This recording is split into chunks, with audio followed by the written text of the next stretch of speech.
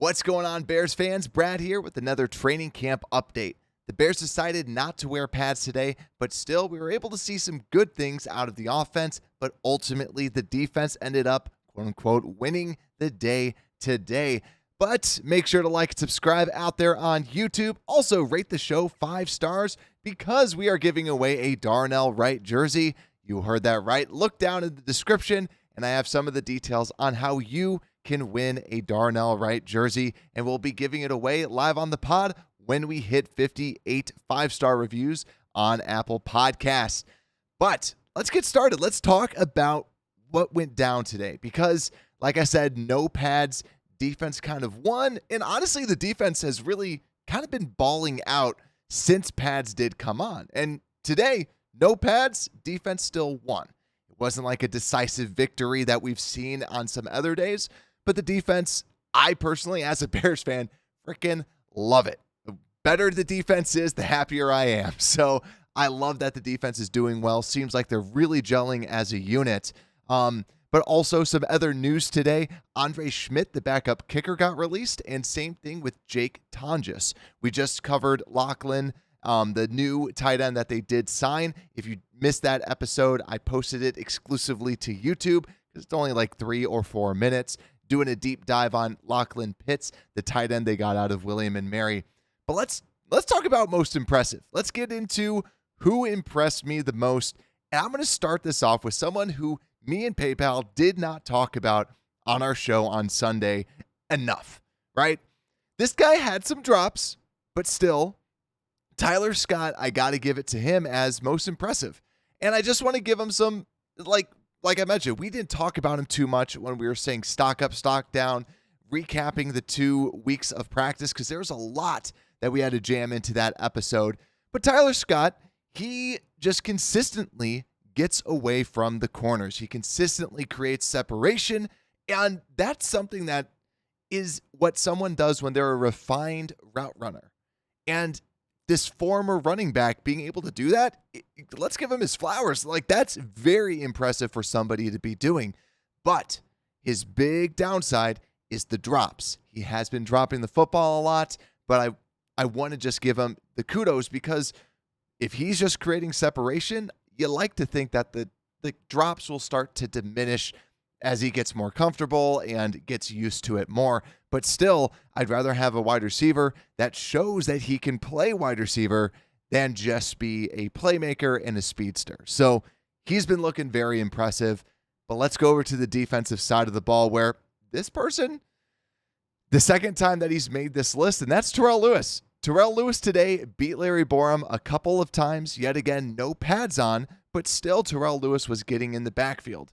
Now, another piece too, I might create another episode just breaking down the depth chart, so we'll see. Just stay tuned.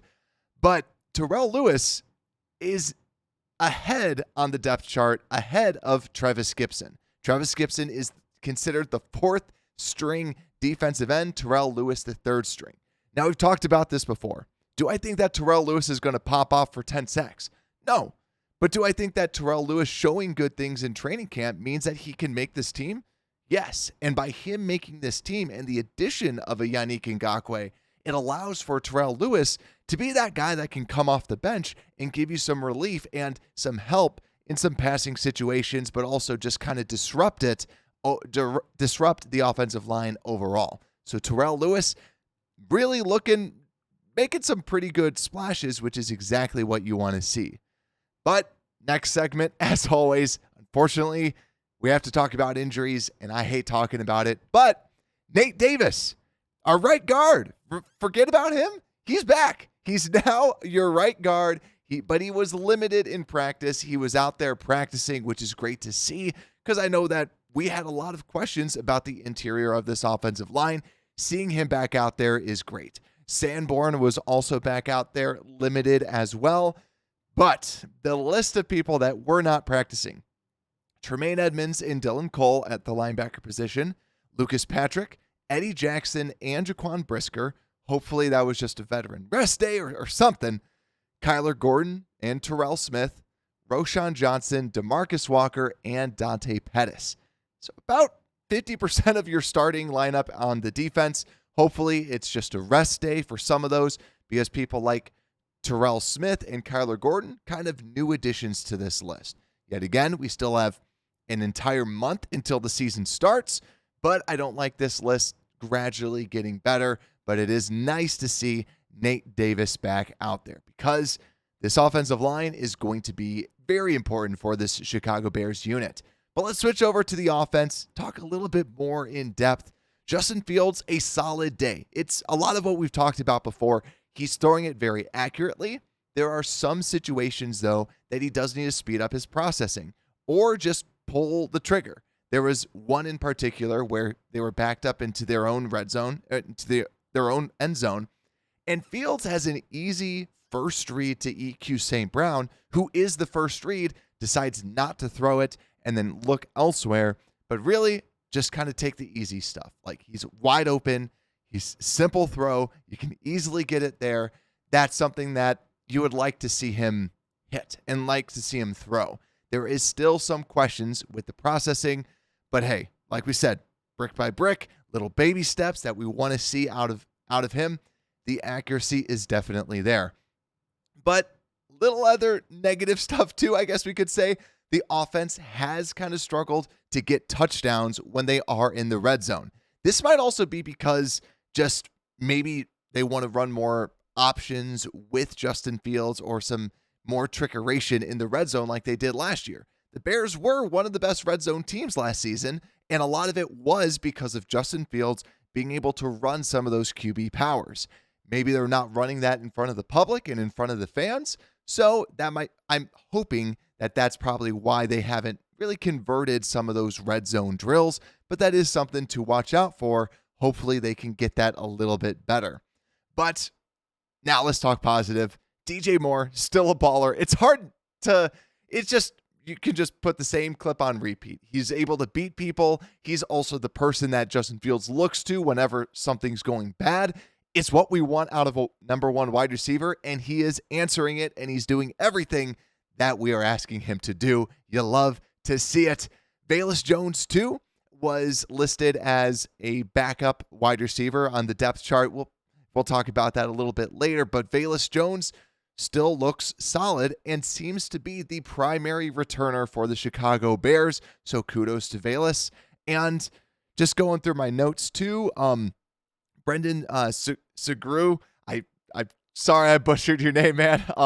But he tweeted out that Braxton Jones held up his own against Andrew Billings during 11-on-11s, just a straight bull rush.